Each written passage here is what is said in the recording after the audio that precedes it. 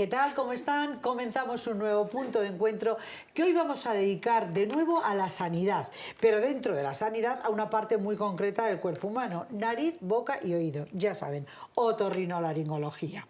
Centrándonos principalmente, aunque no únicamente, en los ruidos que muchas personas sufren en los oídos, los llamados tinnitus o acúfenos, que es el nombre más habitual entre los profanos dentro de este tema. Bueno, pues los acúfenos, lo que yo he leído es que son un fenómeno perceptivo que consiste en notar golpes o sonidos en el oído que no proceden de ninguna fuente externa y que pueden ser provocados por gran número de causas, pues bueno, que hoy les vamos a detallar y los vamos a comentar aquí en el programa con nuestros invitados. También hablaremos, como es lógico, del resto de órganos vinculados con esta especialidad, o sea, la nariz y la nariz y la boca, la garganta, todo el resto del área, digamos. Bueno, pues hablaremos de esto, de cómo combatirlo, de cómo se previenen las enfermedades producidas pues por los agentes externos o por los que generemos nosotros mismos. Y además de todo esto, pues también vamos a hablar de la Asociación Madrileña de Otorrinolaringología.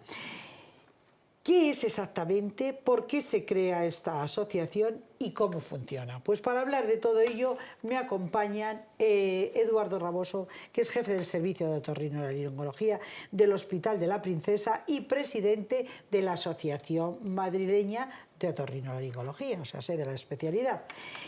Bueno, pues Eduardo Raboso, muy bienvenido una vez más a nuestro punto de encuentro. Muchas gracias. Yo encantada, y además hoy nos vamos a centrar en su especialidad, porque ha venido a hablar de medicina en general, pero hoy nos vamos a centrar en esta especialidad porque de alguna manera nos afecta a todos. Sí, es verdad. El que no porque está constipado porque tiene alergia y el que no porque tiene una carraspera, a todos. Y si no, que no oímos bien y no nos queremos poner los aparatos, que esa es otra, que ahora lo comentaremos. Yo no sé por qué somos tan reacios a querer oír bien. Sí, es verdad. Es verdad. Sí, bueno, depende también de la pérdida de audición, ¿no? Muchas veces lo relevante de una pérdida de audición es hasta qué punto interfiere con el desempeño normal de nuestra vida.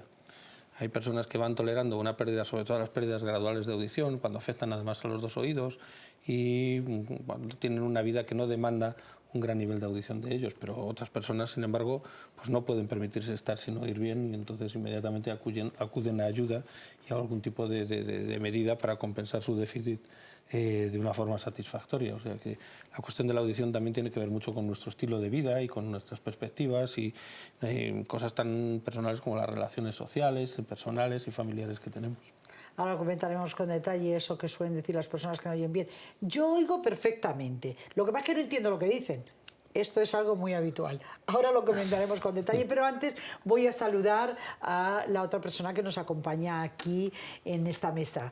Ella es María Luisa Mozota, es jefe del Servicio de Otorrinolaringología del Hospital del Tajo y vocal de la Junta Directiva de la Asociación Madrileña de Otorrinolaringología.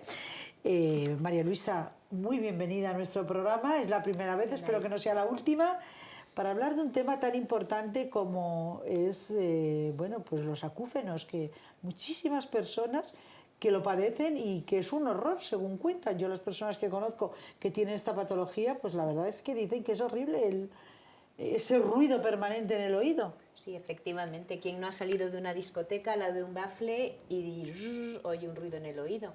El problema es que cuando no se resuelve, el 7% de la gente, de cada 100 personas, 7 tiene que ir al médico por ese motivo, porque no se le resuelve de ninguna manera.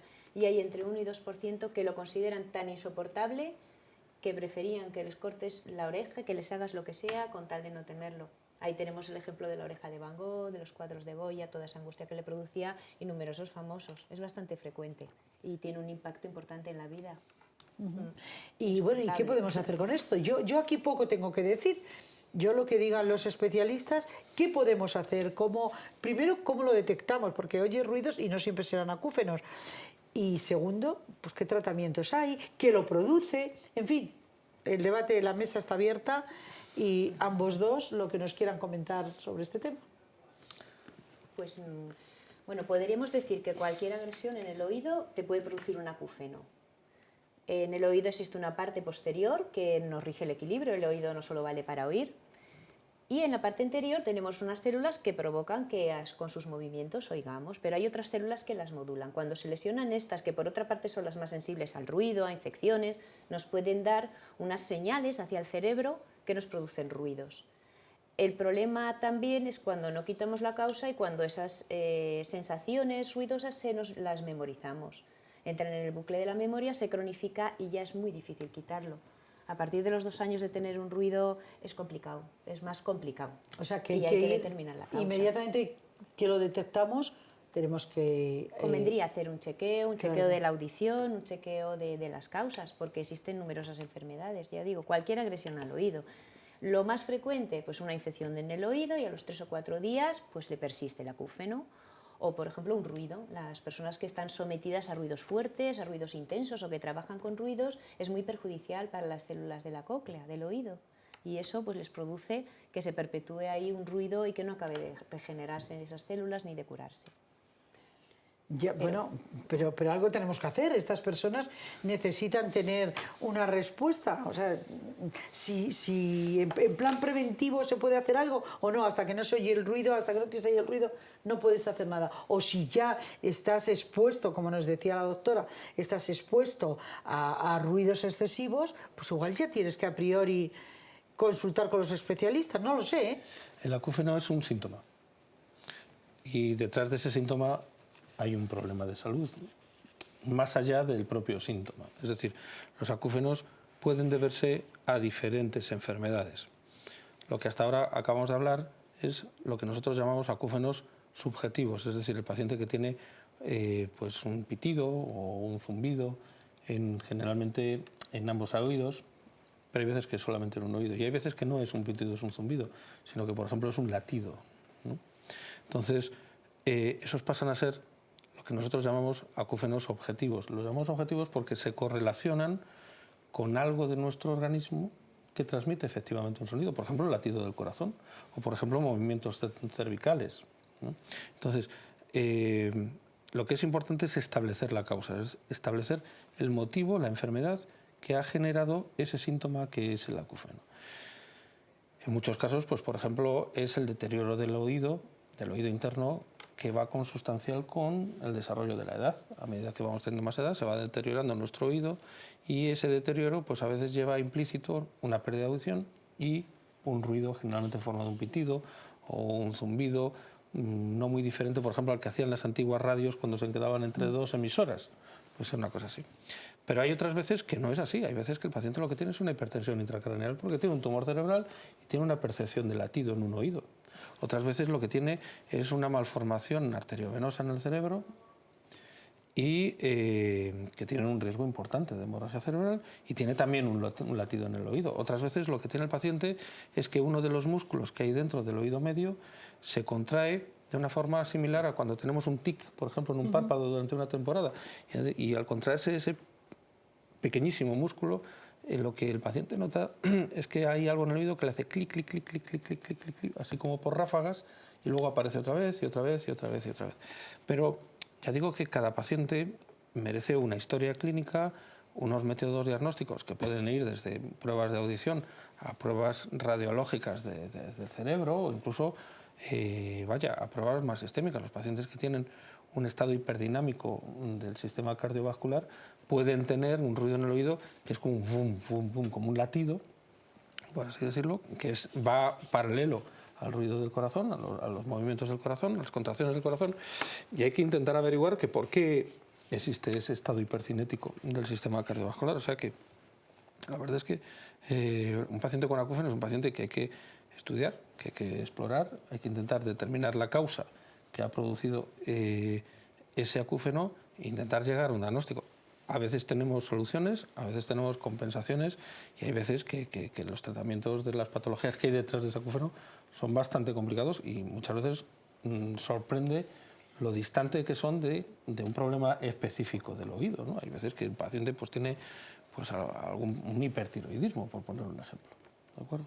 Entonces, bueno, pues es muy importante, ya digo, realizar un estudio a fondo y determinar cuál es el problema que está generando ese ruido. Sobre todo, yo sugeriría en los casos de los pacientes que tienen un acúfeno en un solo oído y los pacientes que tienen un acúfeno que no es el típico zumbido, el típico pitido, sino que tienen un latido, que tienen algo, por ejemplo, ya digo, el latido del corazón, algo que se puede correlacionar con alguna función adicional del organismo. Yo creo que esos casos son los que hay que intentar a toda costa cerrar un diagnóstico para ver qué problema hay detrás. No, la verdad es que yo, a las personas que conozco que tienen este problema, como decía antes, lo pasan realmente mal, pero por lo que estoy viendo, pues es que esto no se detecta hasta, o sea, no tenemos revisiones de oídos anuales como podemos tener, por ejemplo, pues no sé, vamos al dentista una vez al año para ver cómo evoluciona, si estamos bien, si tenemos una caries y tal. O vamos, parece que ve un poco peor y vas al oftalmólogo. Con el oído parece como que no, como que, bueno, pues parece que oigo un poco peor y lo vas dejando, ¿no? Tendré un tapón o este tipo de cosas. Y yo creo que deberíamos de prestarle un poquito más de atención, ¿no?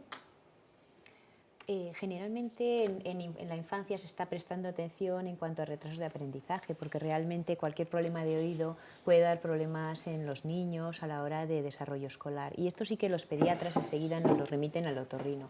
En adultos sí que está un poco más subjetivo el tema, en el sentido de que solamente cuando el adulto, o generalmente a veces su familia, nota que no oye bien, es cuando lo remiten al otorrino. Y existen diversas pruebas, de audiometrías u otras más exactas, como pues recoger sonidos del oído, que el mismo oído por sus líquidos produce, que son las emisiones acústicas, que ya hace un siglo las describió Kem, los que producen los mismos líquidos y que también te detecta la funcionalidad, audiometrías, otras de más alta frecuencia, de tonos más agudos, y que van detectando posibles lesiones futuras del oído por ruidos, por ejemplo, o por otros temas. ¿Los acúfenos entonces no se dan solo en adultos? Yo pensé que se dan solo en adultos, ¿o no? También se pueden dar en niños. Se pueden dar en niños, perfectamente. No sé por qué yo tenía la idea de... Quizá porque los niños lo manifiestan menos, ¿no? No, por ejemplo, las hipertensiones intracraneales, que son frecuentes en los niños debido fundamentalmente a tumores, pero también a otras causas. Por ejemplo, la hipertensión intracraneal benigna, que se puede deber a causas tan exóticas como, por ejemplo, un exceso de vitamina A. Característicamente cruza como un acúfeno pulsátil en ambos oídos. Es casi el síntoma de inicio de la hipertensión intracraneal benigna. ¿Y de qué se quejaría el niño en ese caso? De que oye el latido de su corazón en los oídos. O sea, si un niño te dice, mamá, que es que estoy oyendo mi corazón, llévalo al pediatra y Sí. coméntaselo porque Sí. no es una tontería del niño. No lo es, no lo es. No me lo podía ni imaginar, ni imaginar lo poco que observamos. Es verdad, hay otras partes del cuerpo que como cuando tienes un problema, pues no sé, te caes, te rompes un brazo y se ve que se ha roto, pero hay otras partes, como es el caso del oído, pero supongo que es exactamente igual la nariz con las vegetaciones, bueno, porque los niños roncan y ya lo detectas un poco más, o la propia garganta, que es un área que parece como que, como no tiene unos signos externos tan manifiestos. Bueno, lo que pasa es que el oído tiene una capacidad funcional de reserva en lo que se refiere al lenguaje muy amplia, afortunadamente. Me explico. Una persona puede perder gradualmente audición y tener una pérdida considerable sin que perciba una limitación en su comunicación verbal. Pues el oído lo permite. Lo que pasa es que a partir de un determinado nivel, que se establece como en 50 decibelios, cuando uno se ha perdido la capacidad de oír ruidos inferiores a 50 decibelios, ya empieza a tener serios problemas para la comunicación verbal. Y entonces ahí hay un paso que es verdaderamente catastrófico. Quiero decir que el paciente que oye 40 decibelios se maneja bien, el paciente que oye 60 decibelios, tiene serios problemas de comunicación. Entonces, hasta que uno se aproxima a esa barrera, bueno, pues el día a día se lleva bien, sobre todo si la pérdida es gradual, pues no hay una percepción de tener un problema. Además, la pérdida de audición depende también de la frecuencia que afecte, porque si afecta a las frecuencias muy agudas, pues hombre, el paciente puede tener problemas para afinar un violín, pero para que afecte verdaderamente a la comunicación verbal tiene que estar más o menos entre 500 y 2000 hercios. Todas las pérdidas fuera de esas frecuencias pues se llevan bastante bien, ya digo, salvo que el paciente se dedique a cosas un poco que requieran frecuencias muy agudas o muy graves. Pero el lenguaje, casi el 95% del lenguaje está entre 500 y 2000 hercios. Si en las frecuencias, si la pérdida de audición en esa gama de frecuencias no es severa, pues el paciente lleva una vida normal. Ahora, cuando la pérdida de audición empieza a afectar a esa gama de frecuencias y hace que la audición caiga por debajo de 50 decibelios, el paciente empieza a tener problemas graves y generalmente es cuando acude a por ayuda. Ya, normalmente es su entorno quien se da cuenta de estas pérdidas. Sí, claro, claro. Pues suele ser así. En fin, pues ya saben ustedes que los acúfenos no los podemos dejar de lado, que tenemos que estar aprendiendo. No sé si la doctora quiere añadir algo más en este tema concreto o quiere hablar de otro tipo de patologías del oído, de la nariz, de la garganta, o sea, de otorrinolaringología, que vaya nombrecito tan largo que tienen, ¿eh? Pero en fin. Bueno, a mí sí que me gustaría animar a la gente que tiene un acúfeno a decirles que sí que hay acúfenos que se curan. Algunos de ellos efectivamente pues cuesta más, pero hoy en día hay un abanico enorme y tremendo de posibilidades. A mí me ha llegado a llegar un paciente con un moco en el oído, con un que tenía un ruido de oído y que ha salido casi curado. Eso no es lo frecuente, pero sí que es verdad que hay un tipo de acúfenos que sí se curan. Y a veces nosotros mismos, los médicos, decimos, bueno, es que eso es un tema complicado, incluso le desanimamos al paciente, pero es que sí que hay acúfenos que se curan, o si no, por lo menos que se hacen más tolerables. Porque a veces simplemente le curas el tema del oído, pero los síntomas asociados, pues de ansiedad, y existen numerosos tratamientos, desde mejoradores de riego, porque el oído sí que tiene una terminación cerebral que va casi, una irrigación que va casi paralela a la del cerebro, o sea, el deterioro del cerebro puede darte deterioro del oído o puede ser un indicativo como el de la vista, etcétera, y que sí que animaría pues, a que la gente intentara estudiárselos y tratárselos en la persona que lo tenga. Que no lo duden, que vayan, claro, que vayan al otorrino, que no, es que no vamos, yo no creo que no hay que tener ni la más mínima duda. Sí, sí. En fin, yo quería hablar de la garganta, quería hablar de la nariz, de las alergias, pero o hablamos de eso o hablamos de la asociación, porque nos quedan como 5 minutos de programa, con lo cual tienen que volver otro día. Está claro. Para terminar lo que hoy no hablemos. Quizá podemos dejar para otro día la garganta y la nariz, aunque a la gente le importa muchísimo, pero también es cierto que tenemos que saber para qué sirve la asociación que han creado, para donde están ellos y la mayoría de los otorrinos de Madrid, porque es la Asociación Madrileña de Otorrinolaringología, que hacen allí en pro de los ciudadanos, porque de eso se trata, y cuál es el nivel de los otorrinos madrileños pues, respecto pues, a los de otras comunidades, por ejemplo. Bueno, la Asociación Madrileña se creó con el objetivo de establecer redes de conocimiento entre los diferentes servicios de otorrinolaringología de Madrid, todos los profesionales que trabajan en la especialidad de otorrinolaringología en Madrid. Y la verdad es que es una herramienta de vinculación entre nosotros muy potente y eso cumple un fin público verdaderamente notable, porque vincula no solamente a los otorrinos de la sanidad pública, también a los otorrinos de la sanidad privada.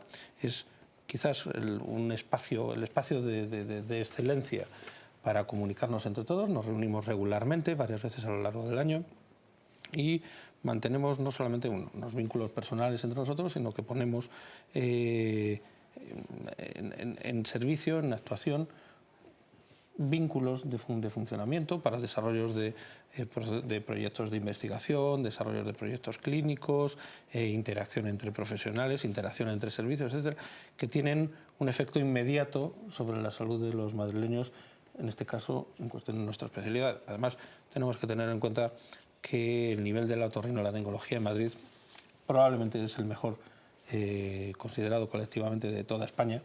Bueno, como si ya creo la que no sanidad podría ser de pública, otra forma.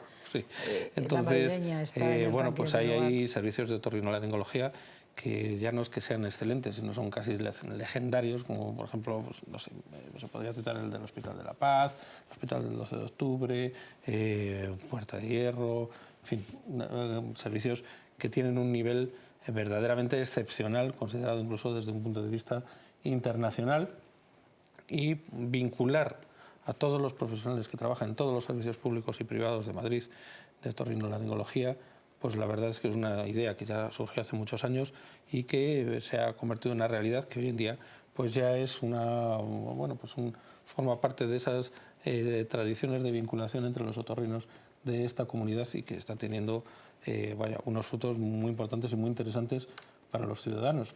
Y por ende también, en definitiva, para toda España, porque en la medida de que los recursos sanitarios de Madrid están vinculados, cohesionados, en contacto y compartiendo conocimientos, se benefician no solamente los madrileños, sino en definitiva todos los españoles. Bueno, pues por lo que veo, doctora, es muy importante la labor que realizan dentro de la asociación, puesto que ya el hecho de poner en común los conocimientos y que, bueno, pues que aprendan un poco cada uno del otro y pongan, pues eso, la investigación por delante, va a repercutir siempre en lo que a mí me interesa, que es en nosotros los ciudadanos. Ya sé que soy egoísta, pero creo que la función que tienen es dar el mejor servicio posible a los ciudadanos y aquí se cumple y con creces, por lo que veo. Sí, la verdad es que estamos los otorrinos y en especial pues los que están en la junta directiva pues con ilusión, trabajando con muchas ganas, realizando muchas reuniones periódicas, promoviendo las publicaciones, promoviendo incluso las relaciones cordiales y desde luego la prevención, la salud y pues intentando seguir esa línea para que el público pues no recaiga en enfermedad, no solo curarla sino prevenirla. Fundamental la prevención en esta área como en todo lo demás, claro, en cualquier parte de nuestro cuerpo que puede ir a enfermar, que son todos, o sea, la prevención es fundamental. En otorrinolaringología desde luego es esencial, porque si las personas no fumaran, no estuvieran sometidos a ruidos, no tomaran sustancias tóxicas para el oído y tuvieran unas mínimas normas... ¿Cuáles son sustancias tóxicas para el oído? Por ejemplo, la aspirina. ¿Ah, sí? Sí, o la quinina. ¿La aspirina es mala para el oído? Sí, es uno de los fármacos que, utilizado de forma continuada... ¿Pero qué me dice, doctor? Que me tomaba yo una aspirina hace un rato porque me dolía la cabeza. Vamos, ni una más en mi vida. Eso no pasa, que con una aspirina no pasa absolutamente nada, pero la gente que está sometida a un tratamiento continuado con aspirina hay que comprobar la audición de vez en cuando. Luego hay muchos fármacos oncológicos que también producen lesiones en la audición. Quiero decir que hay una serie de pequeñas medidas preventivas muy fáciles de tomar y que no condicionan la vida de nadie, que a nada que tengamos un poco de cuidado nos ahorraremos pues la mayor parte de las enfermedades otorrinolaringológicas. Bueno, tienen que volver y rápidamente para contarnos todas esas enfermedades que se producen porque hacemos mal las cosas. Lo del tabaco lo sabemos todos, sabemos que el tabaco es malo, afecta a todos los órganos, pero concretamente en la zona de la otorrinolaringología mucho, sí. Muchísimo, porque lógicamente tú fumas por la boca. La gran mayor parte de nuestra oncología depende del consumo del tabaco y en menor medida también del alcohol. Del alcohol también, claro. Sí, eso quiere decir que si se redujera drásticamente el consumo del tabaco y en buena medida también el del alcohol, pues nosotros perderíamos de largo el porcentaje mayoritario de nuestros casos oncológicos. Madre mía, pues sí que, por eso digo, tienen que volver, por favor, y explicar esto con detalle para que todos sepamos lo que tenemos que hacer. Lo de la aspirina me ha dejado perpleja, pero supongo que, como todo, ¿no? Los abusos, ¿no? Claro. Me tomo una aspirina porque me dolía la cabeza. La aspirina no pasa absolutamente nada. Bueno. El problema es que hay personas que están sometidas a tratamiento con ácido acetilsalicílico de forma crónica durante años y en esos casos hay que comprobar la audición de vez en cuando porque puede tener repercusión. También las personas que están sometidas a tratamiento con quinina. También, claro, claro. O que son muy aficionadas, por ejemplo, a consumir agua tónica, que tiene quinina. Pues nada, también borrado. No, como todo, con moderación podemos llevar una vida maravillosa. Pero nos han quedado, por ejemplo, las alergias. Es que me han dicho ya que nos queda un minuto solo para despedirnos, pero las alergias es que afectan a toda esta zona. Yo, que tengo alergia, pues eso, en la primavera, esto de... Es que me arrancaría la nariz por dentro, es un picor, es una desazón. Tengo que estar con los antihistamínicos, claro. Las alergias hoy en día, la doctora Mozota lo puede confirmar, tiene un tratamiento magnífico y la verdad es que hoy en día el control de la alergia, salvo casos excepcionales, no ofrece mayor inconveniente. Ya, con los antihistamínicos. Ya, ¿qué vamos a hacer? Pero esto será otro programa. le dedicaremos a, pues eso, hoy ha sido principalmente al oído, será a la nariz y a la garganta. Si no da tiempo en un programa, bien, y si no tendrán que ser en dos, porque claro, es que el área es muy amplia y es muy importante para nuestro día a día. Hoy, como les decía, hemos llegado al final absoluto del programa. Solo me queda despedirme, darles las gracias por haber venido, tanto al doctor Raboso como a la doctora Mozota, jefes de servicio del Hospital de la Princesa en Madrid y del Hospital del Tajo, que está en Aranjuez. En Aranjuez. Le agradezco especialmente que haya venido, se haya desplazado hasta aquí, hasta nuestros estudios. Y bueno, pues yo creo que se han comprometido ya con los espectadores que van a volver, ¿verdad? Claro que sí. Encantado, es un placer. No, es que no he oído yo, doctora, espero que sí. Muchas gracias de nuevo por haber estado con ustedes, con ellos aquí, y de ustedes también. Me despido dándoles las gracias por acompañarnos. Por supuesto, recordándoles, que se lo digo todos los días, que tienen que estar ahí, que si ustedes no están, esto no tiene ningún sentido. Muchas gracias y un saludo.